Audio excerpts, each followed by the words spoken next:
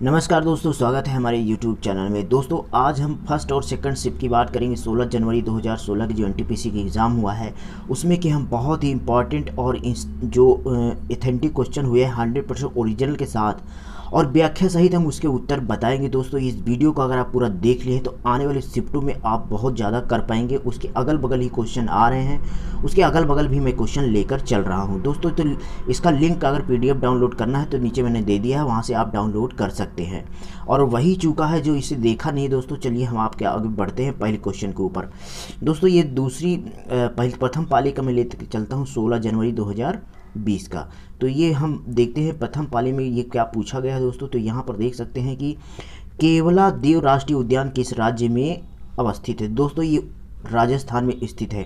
अब इसकी व्याख्या हम देखें दोस्तों कि केवला राष्ट्रीय उद्यान राजस्थान राज्य में स्थित है, जो कि पार्ली एसएलटी प्रवासी जलपक्षी का एक महत्वपूर्ण शीतकालीन मैदान है। दोस्तों यह गैर प्रवासी निवासी प्रजनन पक्षियों की बड़ी मंडली के लिए प्रसिद्ध जाना जाता है। तो समझ रहे हैं आप केवला देव राष्ट्रीय उद्यान कहाँ पे है दोस्तों, ये है राजस्थान में। अगले क्वेश्चन पे बढ़ते हैं दोस्तों। तो यहाँ पर दिया हुआ है दोस्तों कि 1977 के वर्ष में भारत के प्रधानमंत्री कौन थे। तो दोस्तों मोरारी राज देसाई जी थे। इसमें से बहुत क्वेश्चन पूछा जा रहा है दोस्तों, आप इसके अगल बगल जो भी क्वेश्चन होंगे पढ़ लीजिएगा। उसके बाद आगे बात करें अगले तीसरे क्वेश्चन की। तो भारत के चंद्रयान 1 के लिए अपना पहला मिशन कब शुरू हुआ था। तो दोस्तों 22 अक्टूबर 2008 को चंद्रयान फर्स्ट का मिशन शुरू हुआ था। तो दोस्तों इसके बगल में आपका चंद्रयान 2 हुआ था, तो इसे भी आपको पढ़ना होगा। इसके अगल बगल जो भी है आप पढ़ लीजिएगा। उसके बाद बात करें दोस्तों कि चंद्रयान 2 जो चंद्रयान 1 था, जो भारत का पहला मिशन था, जिसे 22 अक्टूबर 2008 को SHAR श्रीहरिकोटा से सफलतापूर्वक लॉन्च किया गया था। अंतरिक्ष यान चंद्रमा की सतह से 100 किलोमीटर की ऊंचाई पर चंद्रमा की सतह की रासायनिक, खनिज और फोटो भूमिगत मानचित्र के लिए परिक्रम कर रहा था। ठीक है दोस्तों, अब नहीं है दोस्तों, करता था। दोस्तों अगला बात करें कि महाराष्ट्र और गुजरात के गठन कब किया गया था। देखिए ध्यान से दोस्तों, 1 मई 1960 को महाराष्ट्र और गुजरात का गठन किया गया था। अगले क्वेश्चन में बढ़ते हैं दोस्तों। तो यहाँ लिया निम्नलिखित में से कौन सा एक इनपुट डिवाइस है। तो दोस्तों इसको विकल्प के अनुसार आप कर सकते हैं, विकल्प में क्या दिया है, लेकिन इसमें हम स्पष्ट नहीं कर सके हैं। तो अगले क्वेश्चन में बात करें तो दोस्तों इसको आप कमेंट करके हमें बताइए कि इसमें क्या दिया हुआ था इनपुट डिवाइस के रूप में। ठीक है दोस्तों, अगला क्वेश्चन में बढ़ते हैं दोस्तों। तो यहाँ पर दिया हुआ है कि पर्सनल कंप्यूटर में सॉफ्टवेयर के उपयोग से एक प्रश्न पूछा गया है, जो कि सीपीयू है। दोस्तों सीपीयू कंप्यूटर का मस्तिष्क होता है। अगर और अलग कोई क्वेश्चन है तो मुझे कमेंट करके ज़रूर बताइए।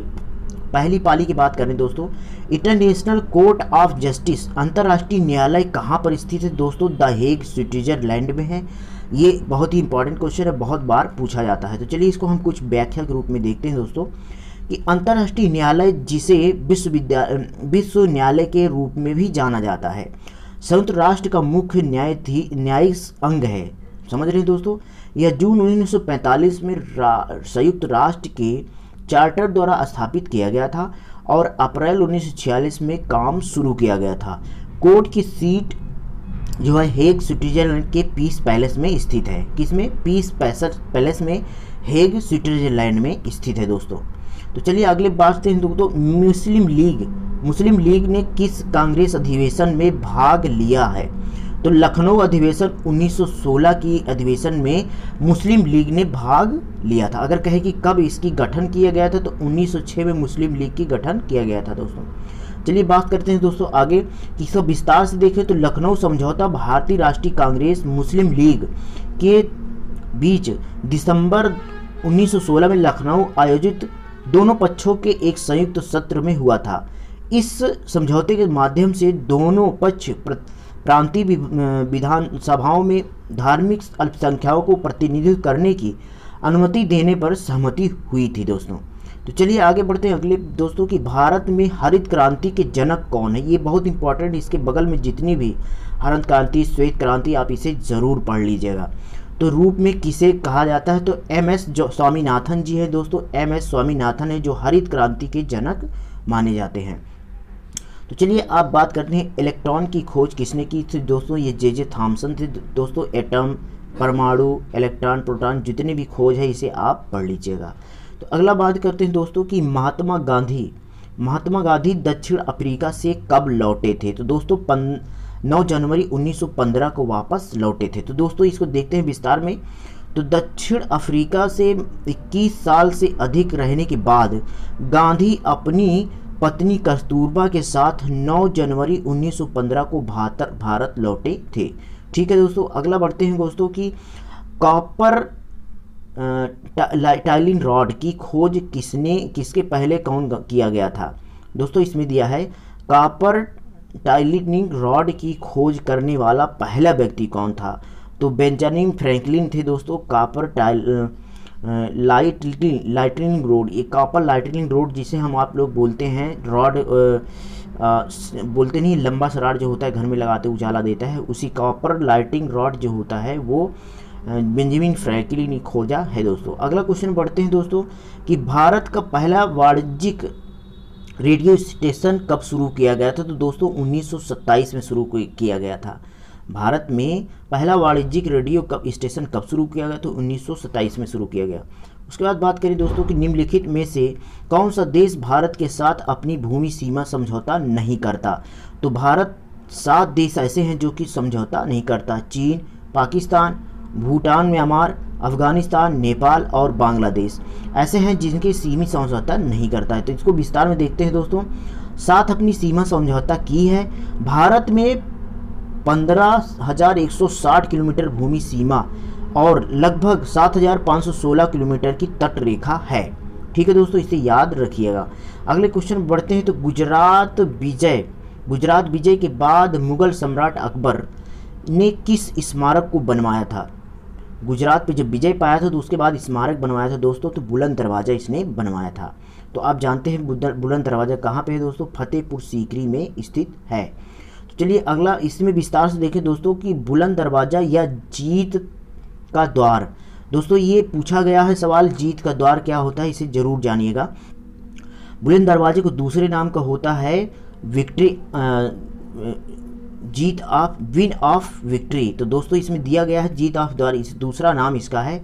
सन 1602 ईस्वी में बनवाया था और मुगल सम्राट अकबर ने गुजरात पर अपनी जीत का जश्न मनाने के लिए यह फतेहपुर सीकरी में जामा मस्जिद का मुख्य प्रवेश द्वार है, जो भारत के आगरा से 43 किलोमीटर दूर स्थित है। ठीक है दोस्तों, अगला बढ़ते हैं दोस्तों कि कांग्रेस के किस सत्र में महात्मा गांधी ने भाग लिया था। तो 1920 वाले सत्र में भाग लिया था।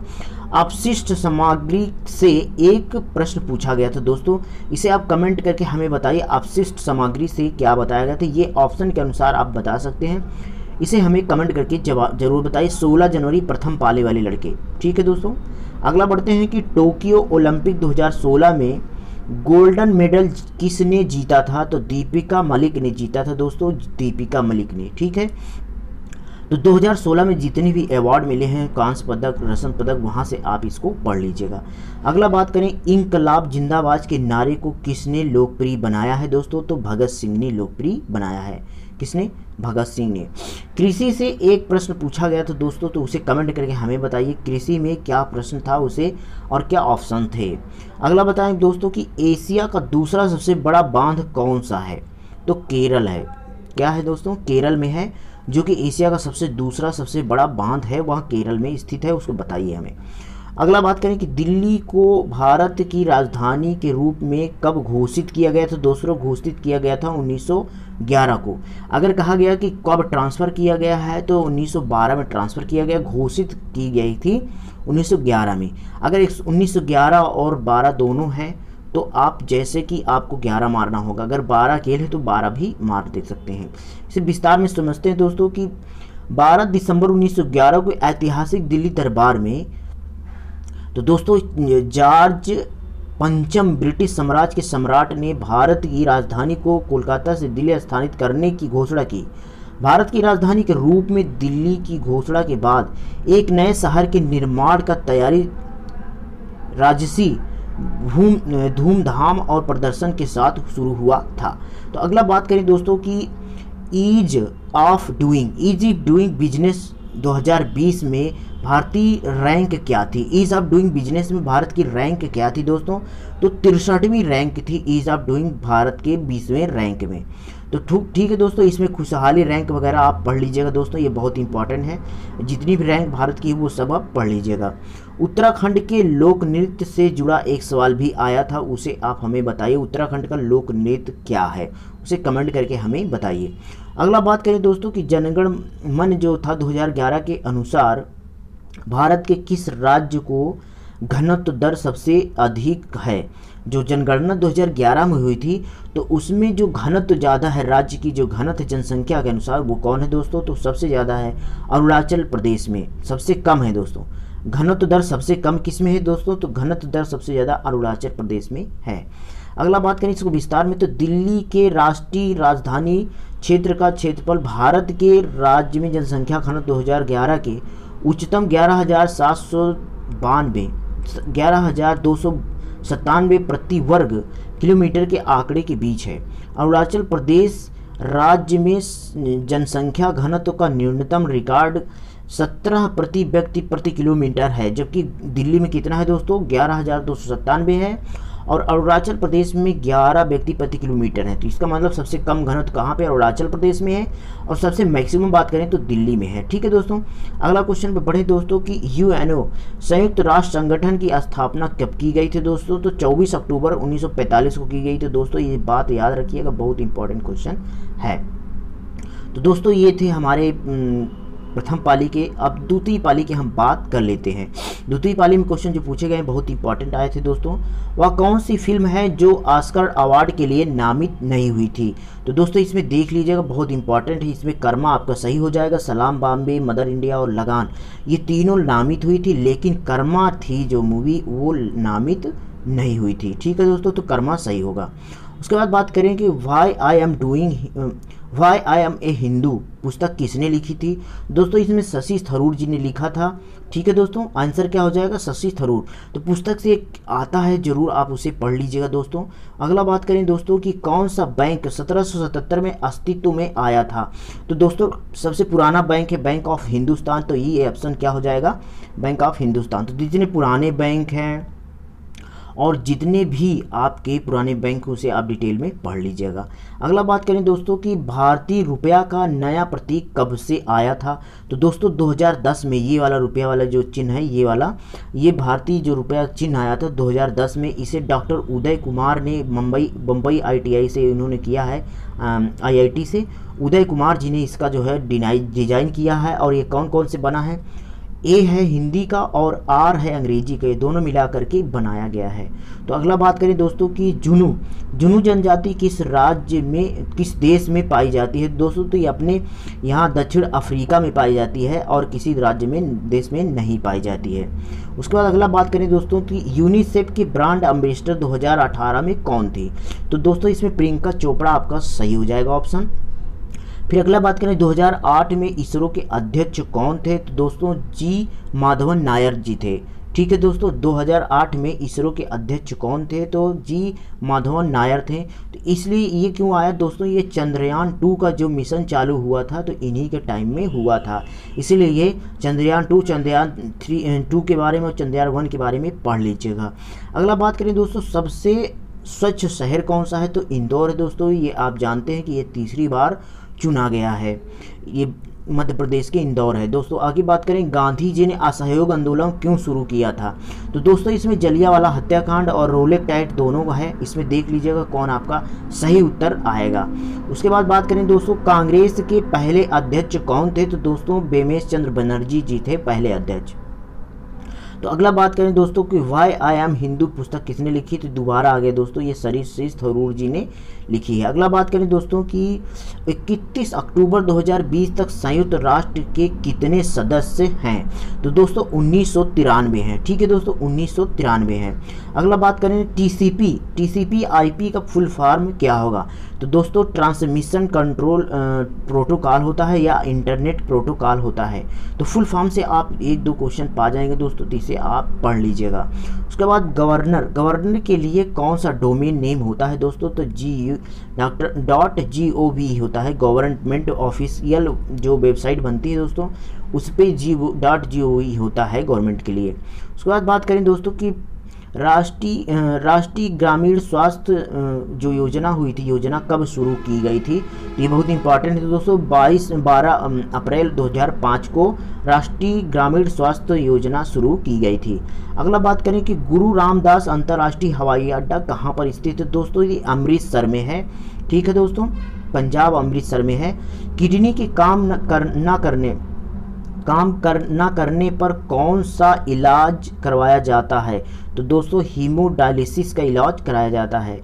ठीक है, अगला बात करें दोस्तों कि संविधान में संशोधन सांसद के द्वारा किस अनुच्छेद में किया जाता है, तो दोस्तों 368 अनुच्छेद 368 के द्वारा किया जाता है। 368 के द्वारा संसद में क्या किया जाता, संविधान में संशोधन किया जाता है।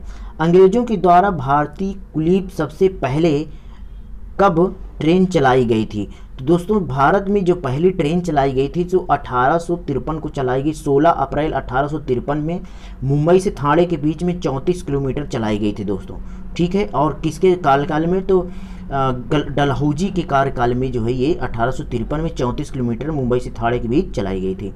अगला बात करें दोस्तों कि शरीर के अंदर ऑक्सीजन को कौन ट्रांसफ़र करता है, तो दोस्तों हीमोग्लोबिन होता है। और इसका जो कलर होता है दोस्तों ये रेड होता है, लाल होता है, जो कि इसमें लोहा पाया जाता है। जो धातु सबसे है लोहा ही पाया जाता है। तो दोस्तों ये थे हमारे प्रथम पाली और सेकंड पाली के क्वेश्चन। 16 जनवरी 2020 के फर्स्ट एंड सेकंड पाली के 2 क्वेश्चन थे दोस्तों, मैंने बता दिया है। इसे दोस्तों और तक शेयर कीजिए। अगर वीडियो अच्छा लगा तो आप इसे लाइक कीजिए।